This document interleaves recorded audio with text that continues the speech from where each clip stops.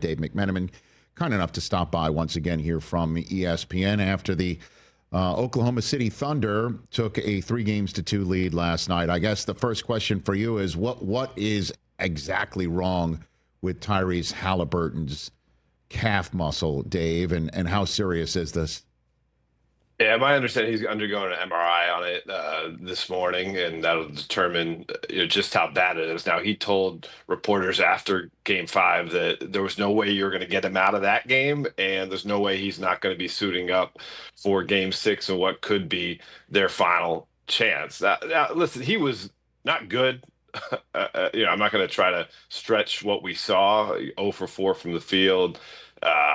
But he did find ways to still be effective late in that third quarter, early in the fourth. Now, late in the fourth, when they had that collapse, he was partially to blame for it because that pressure defense got to him just as it did to his teammates. However, I have a hard time believing no matter what that MRI returns, whatever grade of a strain it might be, that he would just say, you know what, my season's over. I think we have to anticipate him playing in Game 6 is just how effective he can be. And if he looks like he's not going to be as effective as he can be, I think Rick Carlisle is going to have this very interesting decision to make.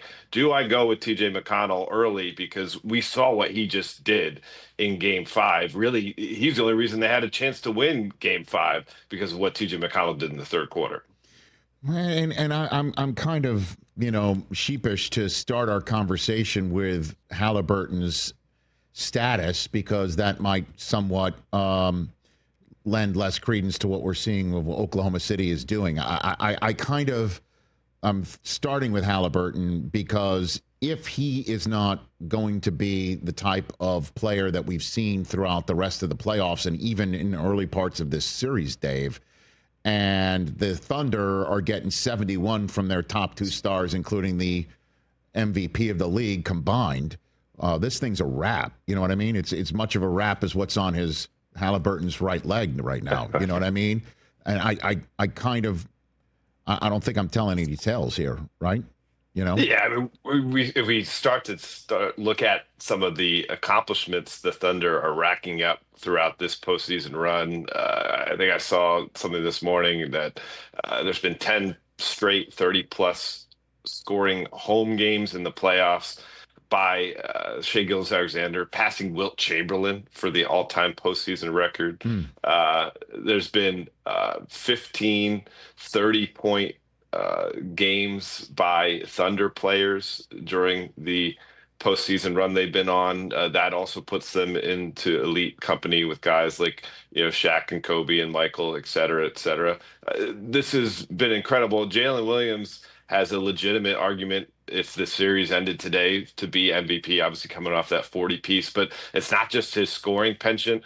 In Game 4, after the Pacers really handled the Thunder in Game 3, and Shai Gilgeous-Alexander looked to be tired, they changed things up. Jaylen Williams played a lot of point guard. It preserved SGA's energy for the fourth quarter, but also it got Jaylen Williams going. And so he was getting into the lane with relative ease late in that game. And then he carried over the confidence that he built in Game 4 to just a tremendous Game 5. Some of the finishes he was having, either hand, off glass, step throughs, Euro steps. He has a ton of skill. And the fact that we're talking about a guy who's 23, 24 years old, he could be, maybe in line at some point, not just to win Finals MVP, to be knocking on the door for a regular season MVP, while they have another guy who's MVP in Shai. Well, I mean, kid from Santa Clara making good like this. You got a story about his story?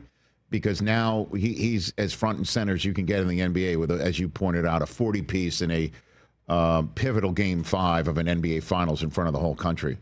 Dave? Well, it's cool that he has his younger brother Cody plays for the Jazz, so we've spent a lot of time talking about the Ball family over the last couple of years. Well, here's another brother tandem that is making their mark in the league. And I did a story a couple of years ago when they were unveiling the Kobe Bryant statue, and I reached out to all the guys in the league wearing number 8 or number 24, Mm-hmm. and I spoke to Jalen about it. He wears 8 because of Kobe. His lock screen on his phone every day as he looks down at his cell phone is a collage of Kobe Bryant photos.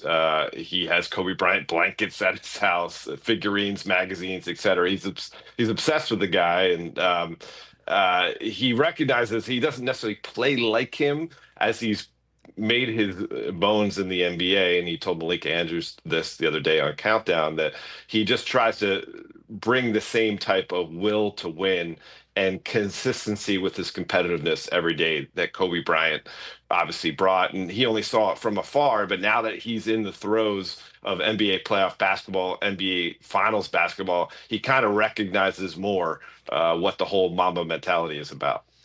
Love it, man. And I appreciated that insight right there in many different ways, weaving your own reporting in with promoting your own network and your better half and what she was able to pull out of Jaylen Williams story-wise as well. Well done, Dave. I mean, that was next level.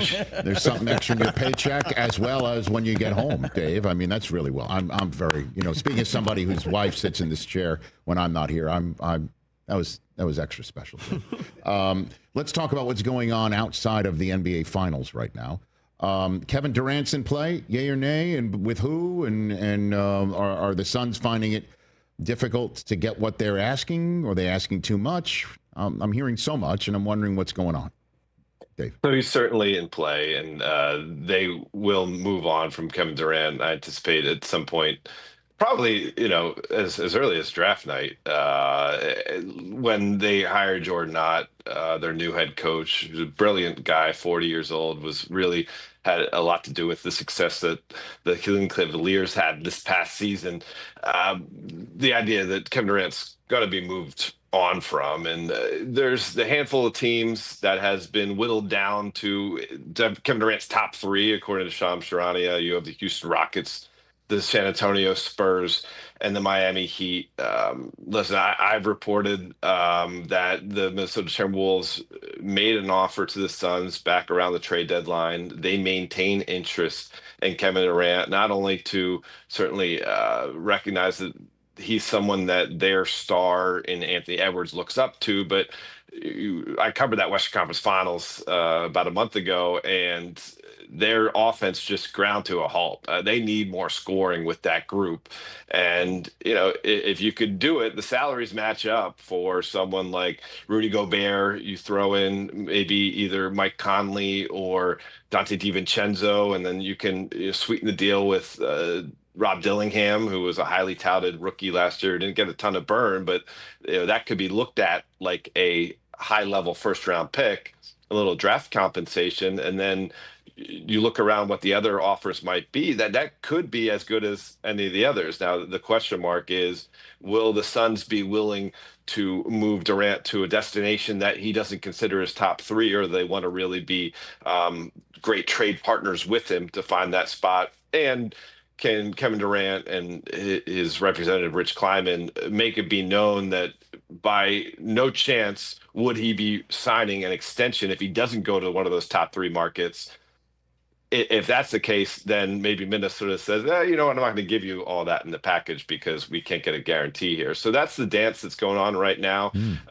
One thing I found interesting, top 3 destinations, no state taxes in Houston, San Antonio, and Florida. So perhaps he's starting to think about how he can maximize the money he can earn, recognize he doesn't have that much time left in this league. Yeah, I hear you. Is it true that the Suns asked for Steph Castle in the 2nd overall pick for Durant? Is that true, Dave?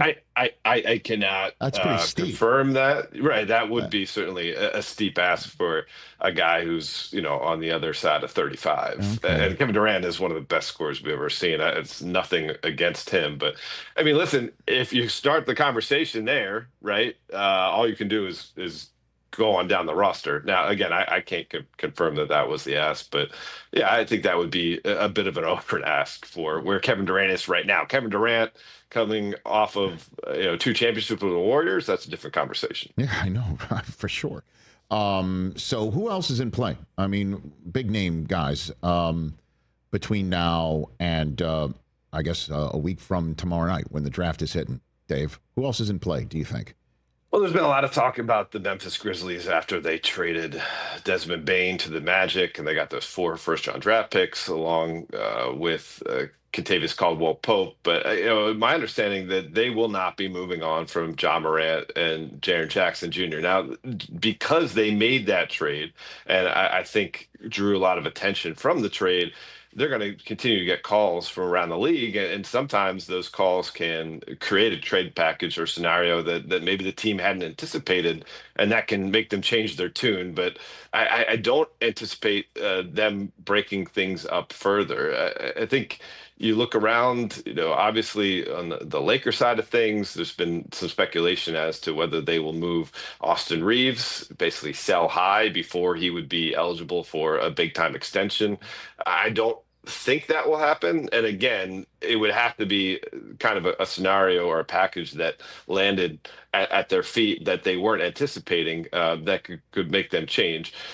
Giannis Antetokounmpo, we've been talking about for 2 months now. And, I spoke to one of his teammates in the offseason who was training out here in LA. And he told me that, well, why would Giannis want to leave? He has everything with that franchise he could ever ask for. He has say so in when it comes to personnel decisions, say so when it comes to coaching's decisions. He has a chance to be a single solo franchise guy like Dirk or Kobe. And the Eastern Conference is the easier conference. And so you could have a bit of a down year, recognizing that Dame Lillard is going to be missing time with his Achilles. But then you can rebuild quicker than, say, you were traded to the Western Conference, where you have 13 teams that have a viable pathway to a playoff spot next year. And so, he's someone that I wouldn't anticipate moving. I wouldn't be shocked if he was, but I think we're not quite there yet. And again, what motivation would Milwaukee have to do it? He is the single player that makes their franchise relevant. And he's still young and still has a lot more great basketball left to play. And so that's one I'm not so sure is going to happen. I think as we work our way around the league, I'm keep my eye on the Atlanta Hawks. They had a changeover in their front office. Trae Young, I think there's legitimate questions to be had whether he can be the number one player on a championship contender. And if he's cast in that role he currently is in, it's going to be tough for Atlanta, I think, to really make strides in the Eastern Conference. And maybe either you got to get some more help for him, or are you going to move on from him? So those are just a few that come to mind. But listen, we could go through, because there are so many teams that think they have a chance in this parity, even level type of league right now. I think there's going to be a lot of movement. And as we saw with Bane, it could be happening as soon as today. And I don't know if it's going to take Cooper Flags drafting by Dallas next Wednesday night to finally get us to stop talking about the Luka Doncic trade for Anthony Davis, Dave. But the Desmond Bane acquisition caused us all to go, really? 4 number ones for him, and not a single, multiple number ones for Luka. You know what I mean? It's just, are we going to continuously take a look at these trades and just always go back to the prism of the shocker from Dallas pocket listing Luka to the Lakers, Dave?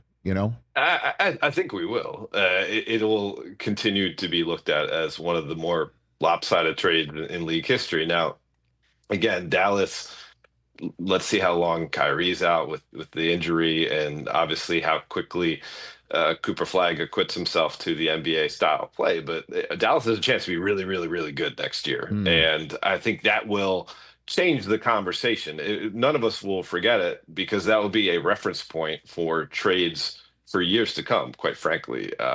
When you see deals, I mentioned Rudy Gobert earlier, when you see deals like, for instance, when Rudy Gobert was traded from Utah to Minnesota, the haul of draft picks that went for him, I recognize he's a multi-time defensive player of the year, and a consistent performer in that realm of the game, and he not Luka Doncic, right? So I think those are the conversations that will continue. And listen, I think then it becomes incumbent upon the Lakers to recognize that, hey, we got this sweetheart deal. We better make the most of it now that we got it, because we were able to hold on to that 2031 draft pick. Let's use that to make this team better so we can maybe make some noise before LeBron James retires, because for all we know, LeBron James in year 23, in year 22 will be the best teammate that Luka Doncic ever pairs with in LA. So while you have him, make sure you add some more pieces around that group so they can make a legitimate run. Dave, thanks for the time, brother. You're going to go to Game 7 if there is one? Is that what you were saying to us? Okay. Yep, I'll be there if there's Game 7. I kind of feel like we're going to see it. I kind of feeling that way too. I mean, but maybe it's just because we really don't want the season to end, can't quit the season. It really has been quite something, and maybe we see it, and I hope to see you when it's all over, for sure, Dave. All right, good deal. You got it. It's Dave McMenamin, everybody, right here on the Rich Eisen Show. Catch the Rich Eisen Show live weekdays from 12 to 3 p.m. Eastern on Roku Sports Channel in the U.S.